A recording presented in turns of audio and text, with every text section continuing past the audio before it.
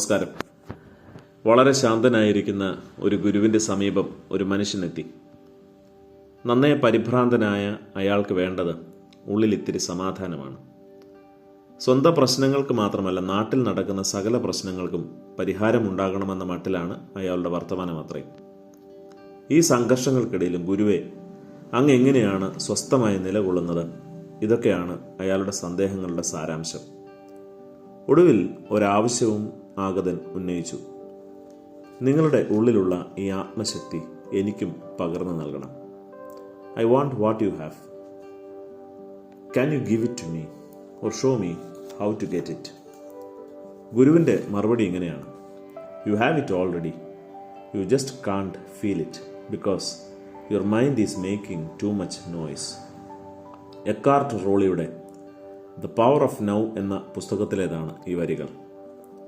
ശരിക്കും ഭാരതീയ തത്വവിചാരങ്ങളിൽ പറയുന്നത് പോലെ മനസ്സമാധാനം എന്നത് തെറ്റായ വാക്കാണ്. കാരണം മനസ്സുള്ളിടത്ത് സമാധാനമില്ല, സമാധാനമുള്ളിടത്ത് മനസ്സുമില്ലത്രേ. എന്തെല്ലാം മെൻ്റൽ കമൻട്രിയിലൂടെയാണ് നാം ഓരോ നിമിഷവും കടന്നു പോകുന്നത്.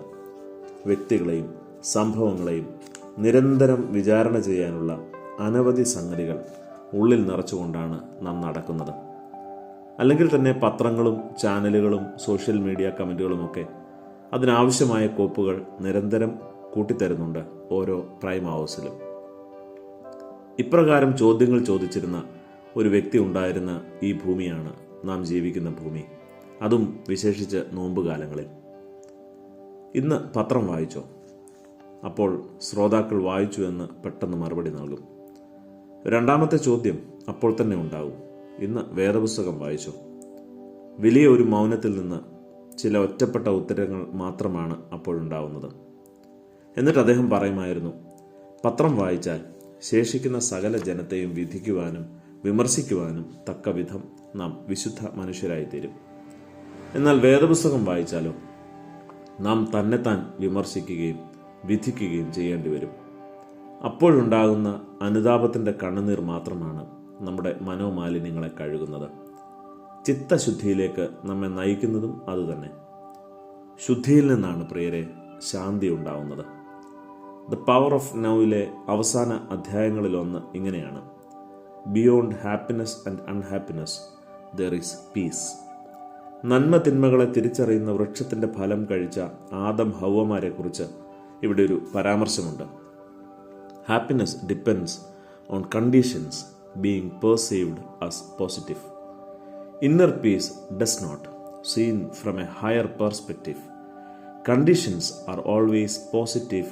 To be more precise, they are neither positive nor negative. They are as they are.